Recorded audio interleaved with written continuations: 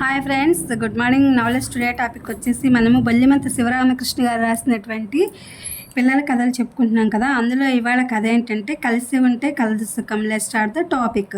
ఒకసారి సైకిల్ ముందు చక్రానికి వెనక చక్రానికి తగాదా వచ్చింది. ఎవరు లీడర్ అని. బైసికిల్ను నడిపేది నేను కనుకనే నేనే లీడర్ అన్నది వెనక చక్రం. ముందు చక్రం నవ్వింది. వెనక ఉండేది లీడరా? హే, ఎవరైనా వింటే నవ్విపోతారు. ముందుండేది నేను కనుక నేనే లీడర్ అన్నది ముందు చక్రం.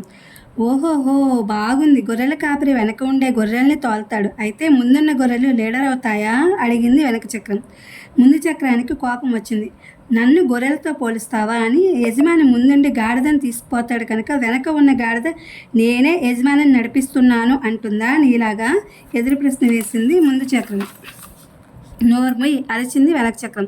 సైకిల్ని కదిలించే పెడల్సు, చైను, తాళం అన్నిటికీ నాతోనే సంబంధం, నీకు ఏమీ లేదు అన్నది. దారిలో గోతులు, రాళ్ళు, ముళ్ళు, ముతక అన్నిటినీ చూసుకుంటూ జాగ్రత్తగా ముందుకు నడిచేది నేను ఎటు వెళ్తే అటు, ఎటు తిరిగితే అటు నా వెంట వెంబడి రావాల్సిందే.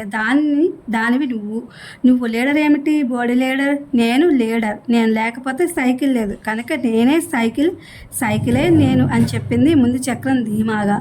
అలాగే అయితే పో, నేను లేకుండా నువ్వెలా వెళ్తావో చూస్తాను అన్నది వెనక చక్రం. నువ్వెలా వెళ్తావో నేను చూస్తాను, వెళ్ళు అన్నది ముందు చక్రం. సర్కస్ చూసావుగా, ముందు చక్రం అవసరం లేకుండానే పైకెత్తి వెనక చక్రంతోనే సైకిల్ని నడిపేస్తారు. కానీ వెనక చక్రాన్ని వదిలేసి ముందు చక్రంతో నడపలేరు. ఛాలెంజ్ కనుక నేనే సైకిల్ అంది వెనక చక్రం. అయితే నేను తప్పుకుంటాను, నువ్వే పో అని తప్పుకున్నది ముందు చక్రం. గబా పక్కకి దొర్లుతూ 4 అడుగులు పోయి తూలి పడింది వెనక చక్రం. సైకిల్ మొత్తం కూడా. కొంతసేపు పడి ఉన్నాక ఆలోచనలో పడ్డాయి 2 చక్రాలు. కదలిక అనేది ఒకదాని మీద ఒకటి ఆధారపడి ఉన్న క్రమం అని అర్థం చేసుకున్నాయి. ఆ మాటే సిగ్గుగా ఒకదానితో ఒకటి అనుకున్నాయి. ఇద్దరము ముఖ్యమే అని సన్నగా చిరునవ్వు వినిపించి అటు చూశాయి. 2 చక్రాలు ఫెడల్సు, నేను తిరిగితేనే మీరు కదులుతారు అన్నాయి.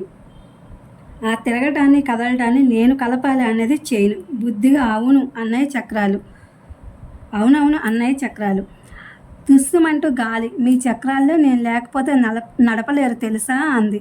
కనుక మనం ఎవ్వరము ఒకటి కంటే మరొకటి ముఖ్యం కాదు. చిన్న నట్టుతో సహా అంతా ఒకదాని మీద ఒకటి ఆధారపడి ఉండే సంఘం అంతా కలిసికట్టుగా ఉంటేనే నడక అనుకున్నాయి అన్ని. ఈ గుణపాఠంతో బండి మళ్ళీ బాగుపడింది. ఇది ఫ్రెండ్స్, కలిసి ఉంటే కలదు సుఖం అని ఒక సైకిల్ని ఎగ్జాంపుల్గా తీసుకుని ఈ యొక్క రచయిత చాలా బాగా చెప్పారు. ఇది బాగుంది. అందుకని చెప్పి నేను ఈ కథని వీడియో అప్లోడ్ చేస్తున్నాను. Please my channel like, share, subscribe and comment. Thank you for watching. Thank you for our support.